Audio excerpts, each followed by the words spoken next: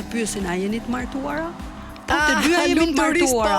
Madje Eda është 4 herë e martuar, po me të njëjtin burr. Unë dua ta filloj këtu. E si është martohesh Eda 4 herë me një burr, se mua duket të mërshme. Unë nuk e bëja dot.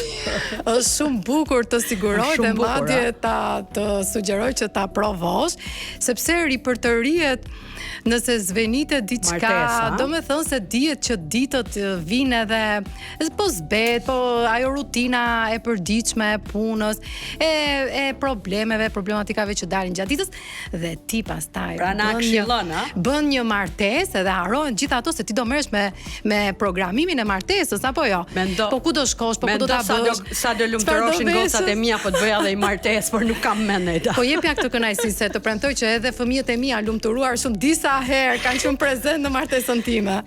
Dhe ajo çfarë kam vënë re tek Eda, ne na ka njohur një program i mentorimit të dhoma ekonomike gruas që ne nuk mund të rrim pa e falendëruar Antonela Hakon dhe dhomën ekonomike të gruas. Absolutisht. Tani vazhdon një master në drejtim arsimi dhe kryesisht për kopshtet dhe qerdhet, gjithmonë tek e profilizuar sepse duhet edhe tek stacioni në të cilën ti je edhe investuar dhe fokusuar financiarisht gjatë gjithë jetës tënde, prej 18 gati po bën 19 vitesh, dhe normalisht edhe ky master ty të shërben, por ajo që vëre tek ti Eda është pasioni jashtëzakonshëm për librat, për të lexuarin, për mendimin. Shpeshherë të kupton shumë mirë, je një për zotin je shumë psikologe Joy, domethënë ti e kupton njeriu për shkak këtë pasionin tim për librat, nga e ke kuptuar. Vërtet lexoj shumë. Unë shkruaj në dark, në grup, në podcast, por përpara se kur kemi qenë te programi mentorimit, unë e kuptoja që ti gjithmonë vije përgatitur dhe unë e kam thënë në intervistë, asnjë nga studentët e mi 20 deri 22, 3 ose 24 nuk kanë atë dëshirën, atë emocionin pozitiv për t'i mësuar gjërat nga aja të zhëja që ka brezi, po themi 35-40 se aty jeti zemra. Përgjegjësia, do me thënë të jem e përgjegjshme 1 dhe ti marr gjëra seriozisht 2, janë 2 pikat e mia të forta. Gjithmonë dhe kur kam punuar me të huaj, pasi kam përfaqësuar dhe tim shoj si inxhinier ndërtimi që jam, ata më thoshin që ti je shumë e organizuar dhe vërtet shkoja gjithmonë e përgatitur. Dhe kjo ka të bëjë shumë edhe me punën që bëj, apo jo. Pra, të merresh me fëmijë duhet të përgatitesh në radhë të parë.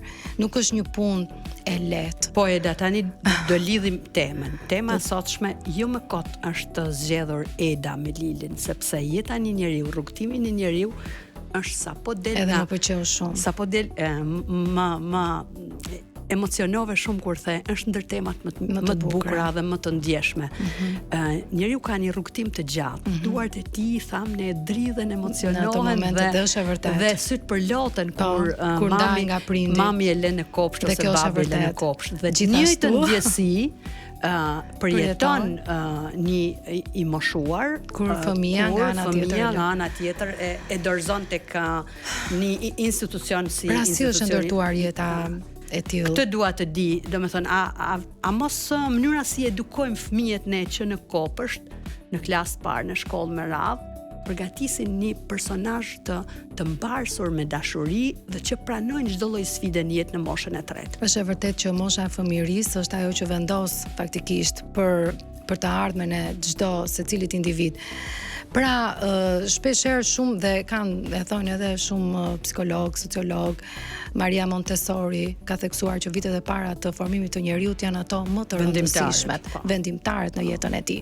Megjithatë, përpos kësaj nuk duhet të mbërthehemi në burgun e fëmijërisë, sido që të ketë kaluar ajo.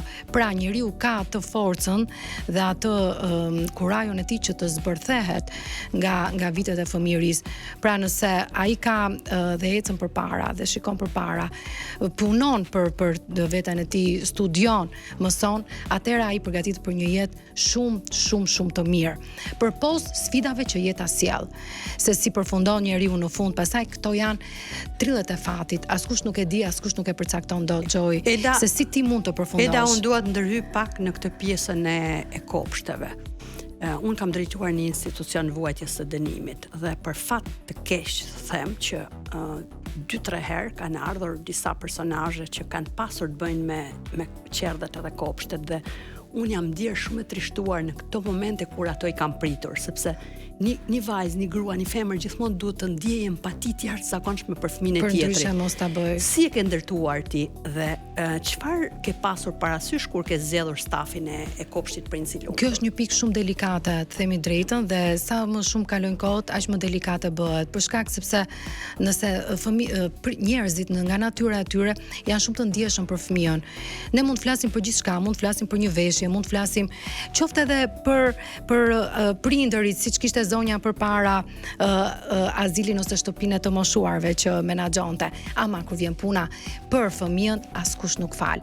Pra duhet të jesh shumë i kujdesshëm.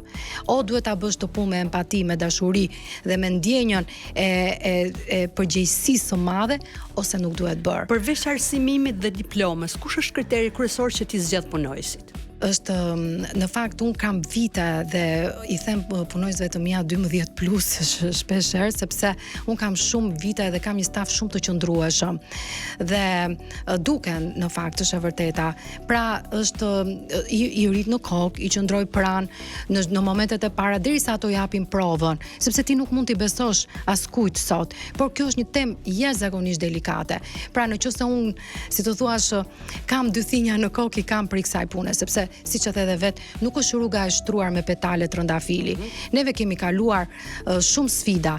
Gjithashtu është edhe diçka që ndodh, që në qoftë se në një institucion fëmijësh, kopshte apo çerdhe, diku në kin ndodh një ngjarje, ajo transmetohet dhe opinioni publik bëhet shumë i ndjeshëm. Është shumë i ndjeshëm.